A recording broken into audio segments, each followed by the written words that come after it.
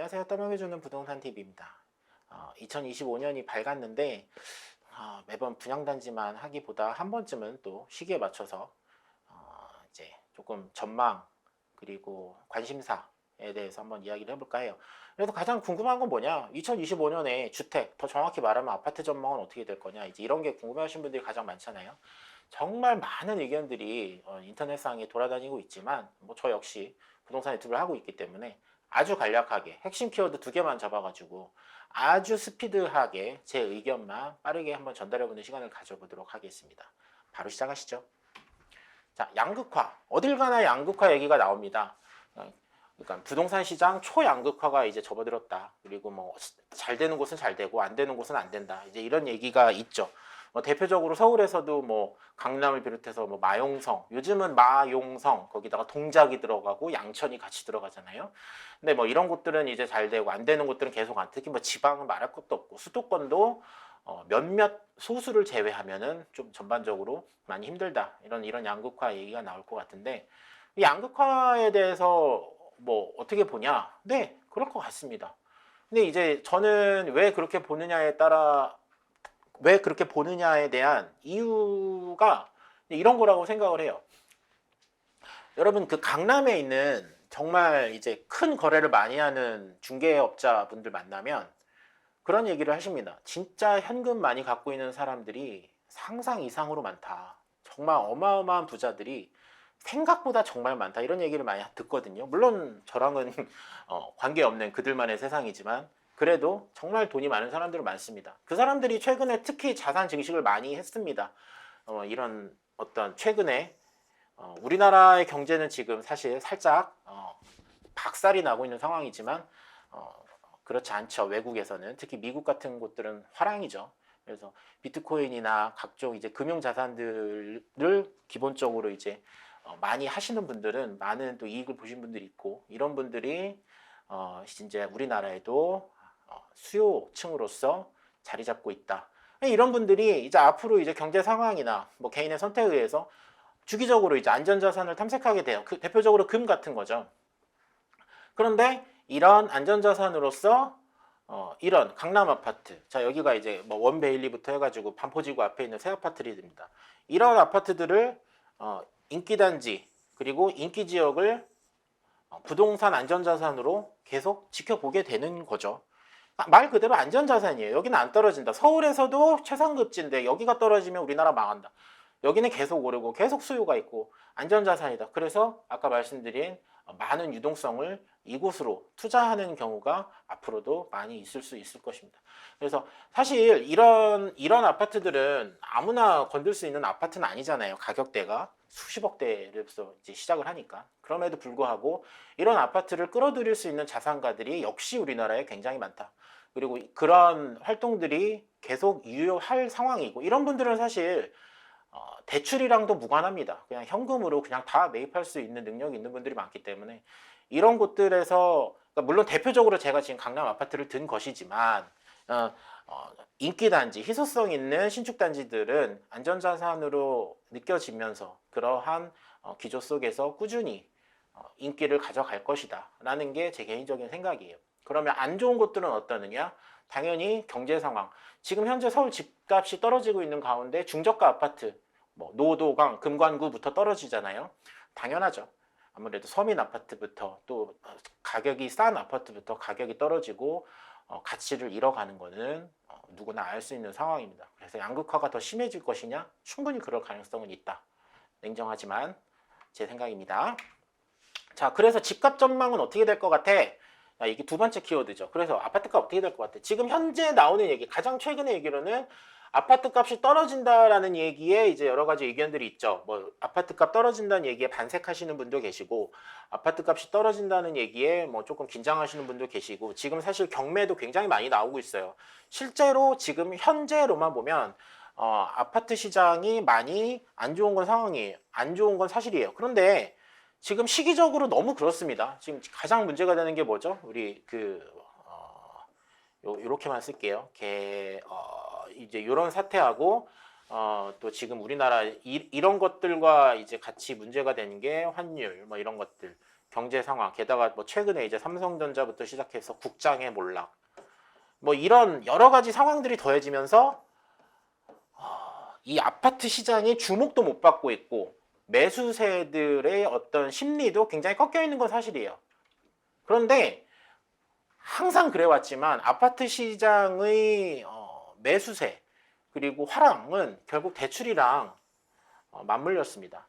정책 뭐 다 필요 없습니다. 정책도 결국은 대출을 죄면은 거래량이 떨어지는 거고 대출이 풀리면 역시나 소비 심리가 늘어나는 겁니다. 항상 이 기조는 유지가 되어 있어요. 그래서 우리가 지금 단기적인 어떤 우리나라의 지금 현재 매우 특수한 이슈를 떠나서 대출 정책을 계속 팔로우하는 게 중요하다. 특히 조금 많은 수요층이 이제 바라보시는 중저가 단지들, 서울 중저가 단지를 해볼게요. 정확히 서울 중저가 단지들은 특히 대출과 밀접합니다. 왜냐하면 서울만 해도 아무리 중저가 단지라고 해도 일반적인 많은 소비층들이 대출 없이 알아보기는 어려운 가격이 되었잖아요. 아무리 구축이라고 하더라도. 그렇기 때문에 결국 대출이 풀려야 소비세가 살아나는 거고 또 대출이 막히면 아무래도 이제 주춤하게 되는 상황인 거잖아요. 그래서 그러니까 아까 보여드렸던 어떤 강남의 유명 단지들 아니면 정말 비싼 초고가 아파트들이 아니라 일반적인 서울 단지들, 특히 이제 한 59제곱미터 이하의 소형 단지들, 신혼부부라든지 내 집 마련 처음으로 나가시는 분들, 이런 분들이 보시는 아파트들은 대출 요 상황과 매우 밀접할 것이고 대출이 풀리면 가격이 당연히 서서히 올라가는 추세를 보일 것이고 거래량도 올라갈 것이고 반대라면 역시 효과는 지금처럼 조금 주춤한 이런 하방 압력을 받고 있는 상황이 유지될 것 같습니다. 그러면 저는 어떤 정치적인 상황이나 정세적인 상황, 우리나라 경제적인 상황을 떠나서 뭘 봐야 되느냐? 은행 상황을 봐야 돼요. 정부는 때에 따라서 은행에 압박을 넣습니다. 야, 가계부채 너무 심해. 압박을 막 넣어요. 야, 대출 규제해. 막 해주지 마. 그럼 은행은 어떻게 하죠? 깨갱 하는 척을 합니다. 알았어. 정부 말 잘 들을게요. 이러면서 갑자기 막 모든 거 막 다 규제를 시작하고 갑자기 대출 막겠습니다. 뭐 LTV 제한부터 시작해서 뭐 DSR부터 해가지고 우리 뭐 대출 규제 꼼꼼하게 할 겁니다. 막 이래요. 근데 그거는 그냥 제 의견입니다. 서로 주고받고 하는 느낌인 거예요. 은행이 이 정도 은행은 사실 돈을 얼마나 많이 벌었습니까? 지금도 마찬가지잖아요. 은행도 지금도 성과금 파티를 하잖아요. 그러니까 정부가 한번 눈치를 주면 은행이 받아주는 척을 합니다. 안 그럴게요. 조심할게요. 그런데 은행이 대출 규제를 시작하면 은행이 돈을 못 벌기 시작하죠. 그럼 은행이 얼마나 눈치를 볼 수 있을까요? 좀 힘들다 싶으면 또 어떤 식으로든 표가 납니다. 그러면 정부는 또 상황에 따라서 살짝 또 풀어줍니다. 은행은 그걸 이미 알고 있어요. 그래서 가계부채다, 은행이 정부 규제, 정부가 은행 규제 시작한다, 막 이러면 은행이 깨갱, 잘못했습니다, 이러는 척을 하다가 이제 일정 시간이 지나면 또 서서히 대출이 풀리고, 그 은행은 다시 돈을 벌고, 이런 반복적인 그림. 자, 그러면 이 정부는 또 대출을 받고 사람들이 집을 사야 거기에서 오는 이 세수가 엄청나거든요. 각종 취득세라든지 뭐 장난 아니잖아요. 여기에서 오는 세금이. 그래서 정부도 은행 대출을 계속 막을 수가 없어요. 그렇기 때문에 은행에 대한 정부의 압박은 지속된다고 보기가 어렵습니다. 지금은 압박 기간이라고 봐야 되죠.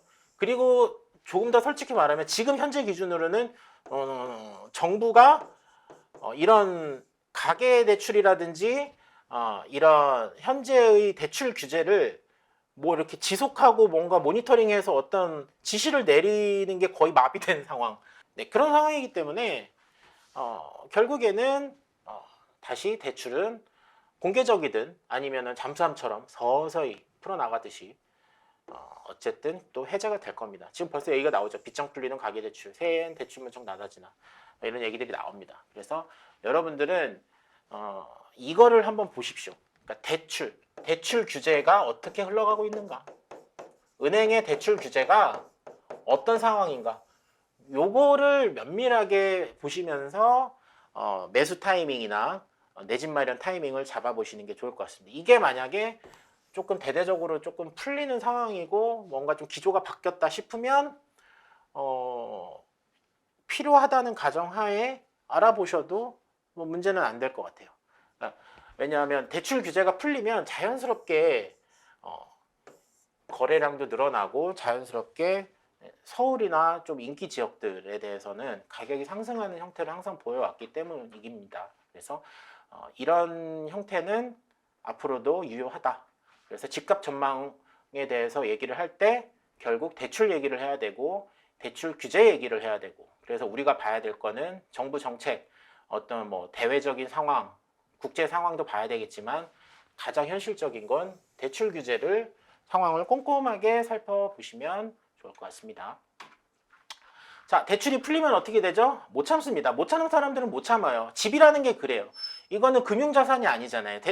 집이라는 거는 실거주자 입장에서는 투자의 목적도 되지만 일단 내가 편하게 살고 나의 만족감을 채워주고 우리 자녀들을 위해서 꼭 필요한 게 집이기 때문에 대출이 풀려서 기회가 있다면 무조건 발을 들이는 사람들이 생깁니다.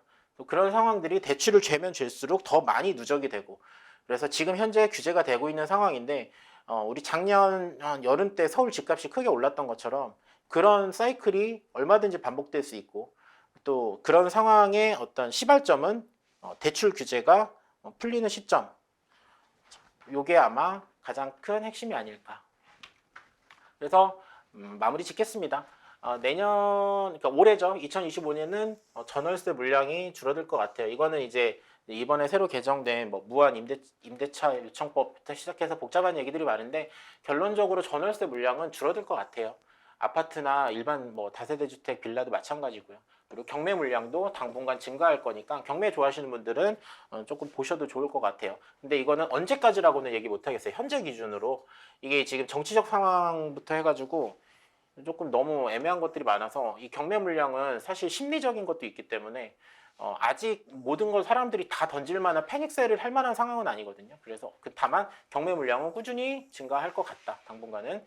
그리고 역시나 정치 상황이 큰 변수라는 건 이게 부동산이 심리이기 때문에 그래요. 부동산이 심리이기 때문에 이 부동산 심리라는 게 결국에는 미래를 예측하려 하는 심리잖아요. 근데 우리나라가 뭔가 안정이 될 것 같다, 혹은 정권이 바뀔 것 같다, 뭐 유지될 것 같다, 뭐 이런 것들에 따라서 사람들의 심리가 바뀌게 되고 또 그거를 또 여론이 이제 이야기를 하면서 새로운 상황이 만들어질 수 있습니다. 물론 저는 이것보다 결국 대출 규제가 더 크다고 생각을 하기 때문에 그거를 더 현실적으로 보라고 말씀드렸지만 정치 상황이 우리나라의 현재 가장 큰 이슈이기 때문에 이 부분에 따라서 타이밍을 잡는데 좀 조절이 필요할 수도 있겠다. 그래서 지켜보실 분들은 이 부분도 빼놓을 수는 없겠죠. 이 정도로 마무리를 하겠습니다. 자, 2025년 새해가 밝았는데 일반적으로 무언가를 예상하기에 참 힘든 시기인 게 사실입니다. 그럼에도 불구하고 이럴 때일수록 우리가 감정에 동요되지 말고 냉정하게, 그리고 시장을 조금 더 차갑게 바라보시고 또 내가 필요한 것과 내가 원하는 것과 그리고 내 욕심과 내 능력을 적절하게 비교해 보시면서 냉정한 평가를 내리시면 크게 손해볼 일은 있을까? 저는 일단 이렇게 생각을 하고 있습니다. 자, 오늘은 여기까지 마무리를 해보고요. 다음에 또 중요한 뉴스가 있다거나 재밌는 소식이 있다면 한 번 더 소개해드리는 시간도 가져보도록 하겠습니다. 감사합니다.